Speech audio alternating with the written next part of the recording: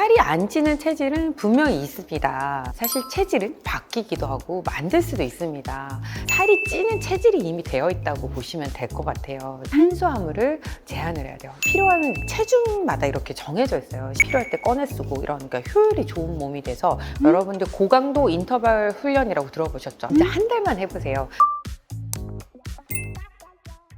안녕하세요. 일타자세 구독자 여러분들의 건강 모범생으로 만들어드리는 재활학과 전문의 이구은입니다. 원장님, 오늘 살이 조금 많이 찌고 우리 현대인들이 보면 운동량이 좀 적고 움직임이 적고 맨날 스마트폰 그죠. 그러니까 살이 너무 많이 찌는 거예요. 살이 안 찌는 그런 체질로도 만들 수도 있다고 하는데 그게 진짜 가능한 건가요? 굉장히 요즘에 핫한 토픽인 것 같아요. 그래서 여기저기 찾아봐도 뭐 살 안 찌는 체질 되기 뭐 이런 것들 굉장히 많이 찾아보고 관심이 많으신데요. 살이 안 찌는 체질은 분명히 있습니다.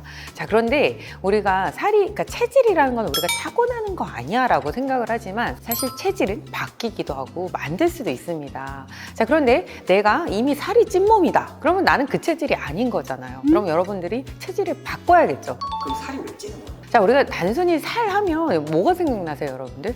지방 덩어리, 모 브랜드 병원에 그 지방이 막 캐릭터 있잖아요. 그런 것처럼 우리 몸 여기저기 뱃속에도 내장 지방에도 있고 피하 지방도 있고 여기저기 뭐 배둘레 목 뒤에까지 심지어 이렇게 지방이 막 쌓이게 되잖아요. 그러면 그 지방이 쌓이는 게 우리가 살이 찌는 건데 결국은 이 지방을 걷어내는 게 우리가 살이 빠지는 거잖아요. 그럼 또 다시 쉽게 말하면 내가 살이 안 찌는 체질이 된다는 거는 이 지방이 잘 쌓이지 않는 몸을 만들어줘야 된다는 뜻이 되겠죠. 어떤 사람은 물만 먹어도 찐다고 하는데 그런 사람들은 살이 왜 찌는 사실 그런 분들은요, 제가 봤을 때는 물만 먹어도 살이 찌는 분들은 물만 드시지 않아요. 그런데 물만 먹어도 찌는 분들의 문제는 뭐냐면요, 몸의 대사 기능과 모든 순환 기능이 굉장히 저하되어 있는 분들이에요. 그래서 그런 분들은 보통 다른 분들보다 굉장히 운동 능력이나 아니면 근육량이나 이런 것들, 그리고 신체의 여러 가지 비타민, 무기질 이런 대사 이런 균형들이 다 맞지 않는 경우가 많기 때문에 물만 먹어도 잘 붓고, 그 다음에 이걸 놔뒀더니 살이 됐다고 하시는데 사실 대사가 되지 않으니까 아무것도 우리가 안 먹진 않잖아요. 그러니까 먹는 칼로리가 잘 소모되지 않고 자꾸 축적이 되면서 그러니까 살이 찌게 되는 거죠. 그러니까 몸이 나빠서 자꾸 이제 소비가 되지 않는데, 대표적인 그런 케이스들이 주로 우리 갱년기 어머니들이 그런 데 속하게 되죠. 그러면 이런 지방들이 왜 이렇게 몸에 막 쌓이는 거예요? 제가 가장 많이 하는 말이 있어요, 환자분들한테. 환자분, 우리가 지방을 많이 먹어서 몸에 지방이 쌓이는 게 아니라 탄수화물을 많이 먹어서 우리가 지방이 몸에 쌓이게 됩니다 라고 설명을 드려요. 자, 여러분들이 이제 음식을 먹게 되면 여러 가지 탄수화물들이 몸에 들어오게 되면요, 이제 우리가 몸에서 이제 혈당으로 이제 높아지면서 당이 이제 생성이 되게 되잖아요. 그런데 그 당이 높아지게 되면요, 우리 몸에서는 우리 호르몬을 내보내서 이제 간이나 근육에 글리코겐이라는 상태로 저장을 하게 됩니다. 자, 그래서 차곡차곡 저장을 하게 되니까 우리가 음식을 먹었을 때 혈당 스파이크가 심한 사람들은 사실 이런 기능이 잘 이루어지지 않는 사람들인 거죠. 혈당 스파이크가 뭐예요?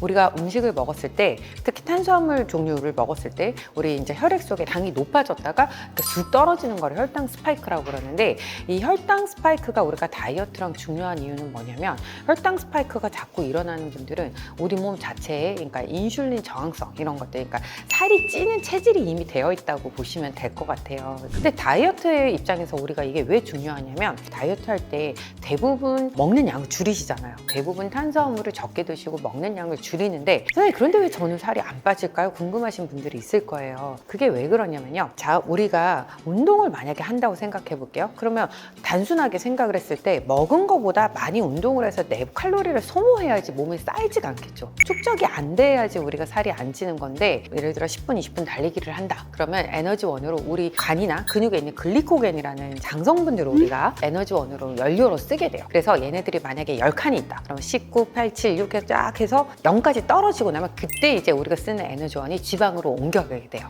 그럼 내가 뱃살이 이렇게 두둑한 사람이야. 그런데 내가 이제 달리기를 막 했어. 한 2, 30분을 했어. 매일매일 뛰는데 나는 하나도 뱃살이 줄어들지 않아. 이거 왜 그럴까요? 그 글리코겐이 0으로 넘어가서 지방으로 가는 지방 엔진으로 넘어가지를 못해서 그런 거예요. 그래서 우리가 다이어트를 할 때 가장 큰 주제가 지방 엔진을 켜야 된다고 설명을 드리잖아요. 그러니까 몸에 있는 혈당을 충분히 떨어뜨리고 당을 고갈을 시켜야지 그 다음 지방으로 기본적으로 에너지원으로 쓰면서 우리가 생활을 하든 운동을 할 때 이 지방을 없앨 수가 있는데 이미 내 몸에 당이 너무 많은 거예요. 그런 분들은 넘어갈 수 없죠. 이런 분들이 뭐가 있냐면 대표적으로 열심히 운동 좀 하다가 포카리 스웨이트, 막 게토레 이런 거 마셔요. 그런데 그런 거 여러분들 요즘은 좀 좋아지기도 했는데 뒤집어 보면 거기 당 성분이 막 20g, 50g까지 들어있어요. 하루에 우리가 먹어야 되는 당이 50g이란 말이에요. 여러분들 식사하시잖아요. 그러면 뭐 흰밥을 드시든 현미밥을 드시든 뭐 반찬을 드시든 일상적으로 이제 세 끼를 드셨을 때 당은 이미 50g이 자동으로 섭취가 돼요. 근데 여러분들이 쿠키, 케이크, 과자 뭐 이런 이제 과당이 첨가된 이런 뭐 음료수들, 심지어 과일 주스까지 이런 것들을 먹게 되면요, 그 당이 과잉하게 되는 거죠.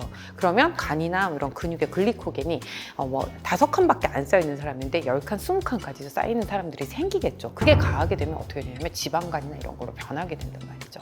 그러니까 지방 엔진으로 넘어가려면 있는 것을 잘 소모하게 만드는 내 체질을 만드는 것도 중요하지만 넘어갈 수 있도록 당을 계속 공급을 해주면 안 돼요. 그래서 여러분들이 살이 찌지 않는 체질이 되기 위해서는 탄수화물을 제한을 해야 돼요. 무조건 먹지 말라는 게 아니라 우리가 건장 섭취하기 있잖아요.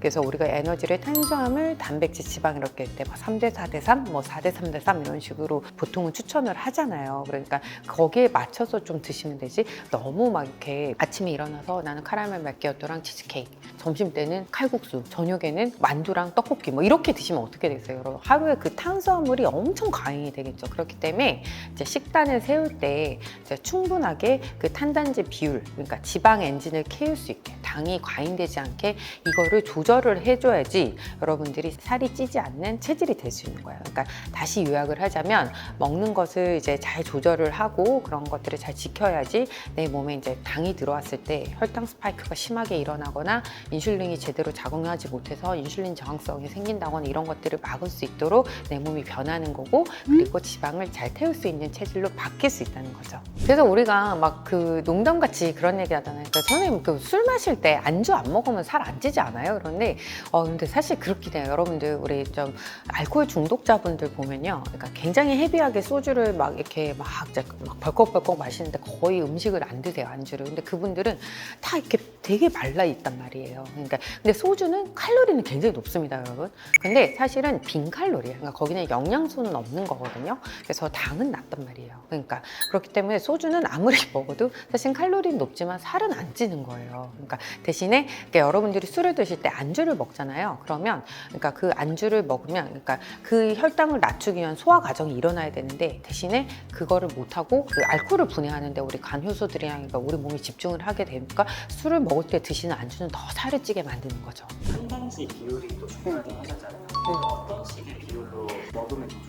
자, 우리가 다이어트를 할 때 식단을 이렇게 챙길 때 여러분들이 단백질 먼저 이렇게 생각하면 되거든요. 뭐 내가 밥이랑 뭐 반찬이랑 고기랑 이거를 막 계산을 해서 매번 드시려면 너무 힘들잖아요. 그래서 단백질은요, 우리 몸에 필요한 체중마다 이렇게 정해져 있어요. 쉽게 생각하면 1대1이라고 생각하면 돼요. 50kg 사람은 50g, 그다음에 80kg 사람은 80g을 먹으면 되거든요. 그런데 이제 운동량이 많으신 분들은 여기에 1.4에서 1.6까지도 곱해서 먹기도 해요. 가장 이상적인 탄단지 비율은 보통 이제 시작할 때 가장 쉬운 거는 3대 4대 3, 그리고 뭐 4대 3대 3 이런 식으로 이제 해서 진행을 하시면 되거든요. 근데 선생님이 그러면 제가 50kg이에요. 그러면 저는 하루에 50g만 먹으면 되나요? 그러니까 고기 50g이 아니라 단백질 50g인데 자, 우리 쉽게 생각할게요. 60kg 사람의 60g을 먹어야 된다 그러면 3끼에 나누어서 20g, 20g, 20g을 먹어야 돼요. 단백질은요, 한꺼번에 섭취한다고 그래서 이게 축적이 돼 있는 게 아니라 매일매일 없어져요. 그래서 일정한 양을 매일매일 규칙적으로 섭취해 주는 게 중요하거든요. 그래서 여러분들이 아침, 점심, 저녁 드신다 그러면 20, 20, 20. 내가 하루 2끼만 먹는다 그러면 30, 30 이렇게 드시는 게 좋은 거죠. 그래서 아까 말씀드린 것처럼 고기 100g을 20g인데 선생님 저는 돈 없는 1인 가구라서 고기를 매일매일 100g은 못 먹습니다 하는 분들은요, 달걀이요 이제 한 개에 7에서 10g이 들어있고 슬라이스 치즈 하나당 한 4g 정도가 들어있어요, 단백질이. 그러니까 여러분들이 아침에 이제 뭐 점심이든 아침이든 내가 한 20g을 목표로 먹는다 그러면 계란 2개, 뭐 치즈 1장, 뭐 이런 거랑 나머지 뭐 좀 음식들 같이 먹고 이렇게 하시면 되겠죠. 그래서 딱 그 정도 기준을 가지고 내가 단백질을 요 정도는 챙겨 먹어야겠다 생각하시면, 탄수화물은 조금 제한을 하겠다 생각하시고 단백질을 생각 먹으면 지방은 그냥 따라와요. 모든 음식에 거의 기본으로 들어있기 때문에 여러분들이 막 마가린이나 버터를 챙겨놓고 퍼먹지 않아도 지방은 자동으로 따라오기 때문에 단백질 위주로만 일단 챙겨 드시면, 탄수화물은 웬만하면 우리 한국 식탁에서는 거의 다 포함이 되어 있기 때문에 자동으로 따라가신다고 생각하시면 될 것 같아요. 그러니까 원장님, 저는 하루에 5,000보씩 매일매일 걸어요. 이런 분들 보면 사실 막 근육이 없거나 아니면 여전히 통통하시거나 이런 분들 되게 많거든요. 이게 문제는 뭐냐면, 여러분들 유산소만으로는, 우리가 그 유산소의 강도도 중요하긴 하지만 절대 살이 잘 빠진 체질이 될 수가 없어요. 그거는 근육이 붙어줘야 돼요.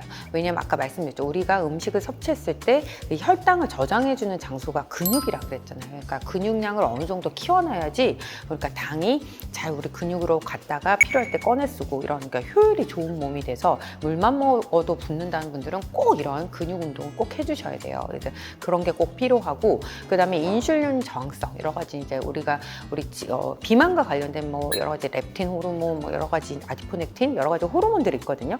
그런 것들이 이렇게 근육이 잘 형성이 돼야지 이런 호르몬의 조절이 잘 돼요, 여러분. 그러니까 효율이 좋은 몸이 된다는 거죠. 여러분, 그러니까 같은 돈을 가지고 내가 차를 사러 가면 여러분도 페라리 사고 싶지 않으세요? 그러니까 내 몸을 페라리로 만든다고 생각하시면 되는 거예요. 40분의 운동을 하시겠다고 생각을 하셨으면, 근육량을 늘리기 위해서는 20분 정도는 유산소 운동을 하시고 20분 정도는 근육 운동을 하시는데, 큰 근육을 키워주는 운동들, 주로 허벅지, 엉덩이, 복부 같은 큰 근육들을 주로 키우는 운동들을 해주시면 좋고, 아까 말씀드린 것처럼 이 근육을 키울 때는 단백질이 꼭 들어가야겠죠. 재료가 없으면 근육은 계속 빠질 수밖에 없어요. 그러니까 단백질을 잘 먹어줘야 되는 게, 아까 혈당을 조절하기 위한 이유도 하나 있지만, 이 근육을 잘 형성하고 근육이 없어지는 걸 막아주기 위해서, 특히 마르시고 그다음에 원래 근육량도 없으신 분들은 정말 이런 저탄고지 같은 이런 다이어트 하시면 정말 근육량이 다 없어질 수도 있으니까 정말 주의하셔야 되고, 간헐적 단식도 마찬가지예요. 그러니까 특히 내가 깡마르고 정말 근육이 없다 하시는 분들은 이런 이제 식이 조절을 할 때 단백질을 꼭 잘 챙겨드려야 돼요. 그리고 이 근육 자체가 대사를 높인다고 그랬잖아요. 그러니까 내가 근육량이 많아지면요, 생활을 해도 하루 종일 뭐 왔다 갔다 하고 근무를 하고 뭐 이런 생활을 했을 때 소모되는 기초 대사량이 높아져요. 그러니까 에너지 효율이 좋아지기 때문에 이만큼 먹었을 때 내가 이만큼을 쓸 수 있다 그러면 정말 살 안 찌는 체질이 되는 거예요. 근데 내가 계속 그 에너지 효율이 떨어지면 똑같이 먹어도 이만큼 떨어지니까, 특히 우리 어머니들이 맨날 와서 저는 물밖에 안 먹어요, 원장님 한데도 살이 안 빠지는 이유가 이런 데 있다는 거죠.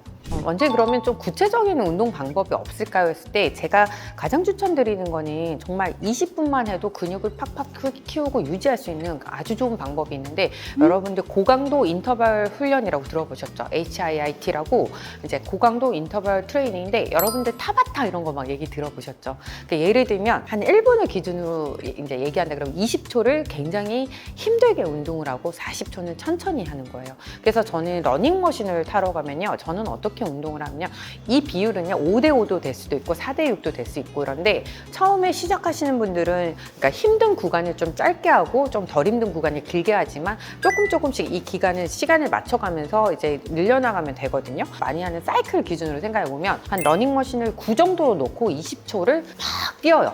그리고 40초 정도는 6으로 놓고 빠르게 걸어요. 그러니까 이거를 계속 이제 몇 사이클을 반복을 해주시는 거예요. 그래서 처음에는 이거를 뭐 예를 들면 한 10분 정도를 해보신다거나 아니면 6분, 6사이클 정도만 해보셔도 돼요. 저는 어떻게 하고 있냐면 1분을 달리고 2분을 걸어요. 예를 들면 이제 그렇게 하고 사이에 갭을 별로 좀 주지 않고 이렇게 운동을 하는데, 사실 운동 시간이 많지 않고 운동을 별로 좋아하지 않는 분들은 정말 이런 고강도 인터벌 트레이닝 좋습니다. 선생님, 저는 헬스장 갈 시간이 없습니다, 이런 수험생들 있잖아요. 이제 그런 분들은 사실 계단 오르기도 괜찮아요.